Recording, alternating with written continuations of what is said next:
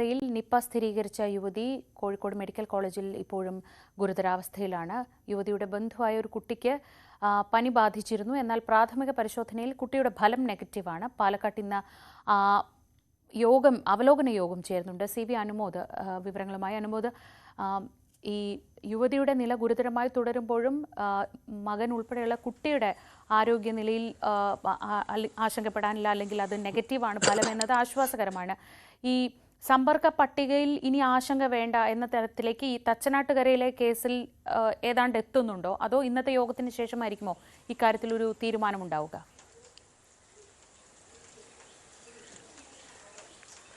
ശ്രീജ, ഈ സമ്പർക്ക പട്ടികയിൽ കൂടുതൽ പേർ ലക്ഷണങ്ങൾ കാണിച്ചാൽ അവരെ ആയിരിക്കും ആദ്യം പരിശോധിക്കുക. അതിനുശേഷമേ ഇതിൻ്റെ ഒരു സ്പ്രെഡിങ് ഗ്രാവിറ്റി എത്രമാത്രം ഉണ്ടെന്ന് വിലയിരുത്താൻ കഴിയൂ. നിലവിൽ പ്രാഥമികമായിട്ട് സമ്പർക്ക പട്ടികയിലുള്ള ഒരു കുട്ടിയുടെ നിലയാണ് പനി ബാധിച്ചിട്ടുണ്ട്. പക്ഷേ ആ കുട്ടിയുടെ ഫലം നെഗറ്റീവ് ആയതാണ് ഇപ്പോൾ ആശ്വാസം നൽകുന്ന ഒരു കാര്യം. 173 പേരാണ് നിലവിൽ സമ്പർക്ക പട്ടികയിലുള്ളത്. ആരും തന്നെ പനിക്ക് പുറമെ മറ്റ് രോഗലക്ഷണങ്ങളൊന്നും ആർക്കും അധികം ഉണ്ടായിട്ടില്ല എന്നുള്ളതാണ് ആരോഗ്യവകുപ്പിനെ സംബന്ധിച്ച് ഈ ഘട്ടത്തിൽ ഒരു ആശ്വാസം നൽകുന്ന ഒരു കാര്യം.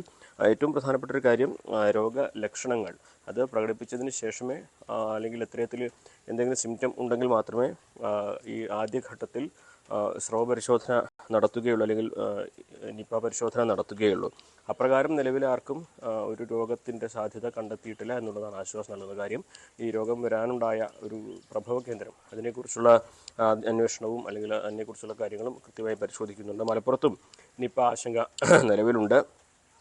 നിലവിൽ മലപ്പുറത്ത് 241 പേരാണ് നിരീക്ഷണത്തിലുള്ളത്. അതിൽ 3 പേര് പനി ബാധിച്ച് ആശുപത്രിയിൽ പ്രവേശിപ്പിച്ചത്. അവരുടെ പരിശോധനാ ഫലം നെഗറ്റീവാണ് എന്നുള്ളതും ആശ്വാസം നൽകുന്ന കാര്യമാണ്. ആകെ 12 പേരാണ് മലപ്പുറത്ത് ചികിത്സയിലുള്ളത്. അതിൽ 5 പേർ ICU. സ്വാഭാവികമായിട്ടും നിരീക്ഷണത്തിന് വേണ്ടി ICUവിലേക്ക് മാറ്റുന്നതാണ്. അതിനപ്പുറത്തേക്ക് ഒരു ആശങ്ക നിലവിൽ ഇവിടെയും ഇല്ല എന്നുള്ളതാണ് പ്രധാനപ്പെട്ട ഒരു കാര്യം.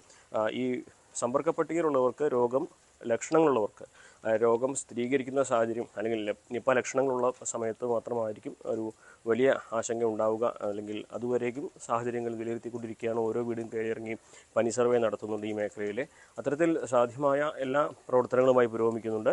നിലവിൽ ആശങ്ക നൽകുന്ന സാഹചര്യമില്ല എന്നതിൻ്റെ പ്രധാനപ്പെട്ട കാരണം ആർക്കും രോഗലക്ഷണങ്ങൾ, അതായത് നിപ്പ സംബന്ധിച്ചുള്ള പരിശോധന നെഗറ്റീവാണ് എന്നുള്ളത് തന്നെയാണ്. പനി സ്വാഭാവികമായിട്ടും നിപ്പ ലക്ഷണമാണെങ്കിൽ പോലും ഈ ഘട്ടത്തിൽ പലർക്കും ഉണ്ട് എന്നുള്ളത് പക്ഷേ ആശങ്ക നൽകുന്ന ഒരു സാഹചര്യമല്ല.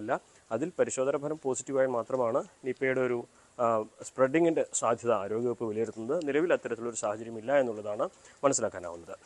അനുമതി, മങ്കടയിൽ നേരത്തെ മരിച്ച 19-കാരിയുടെ ഫലം പോസിറ്റീവായിരുന്നു.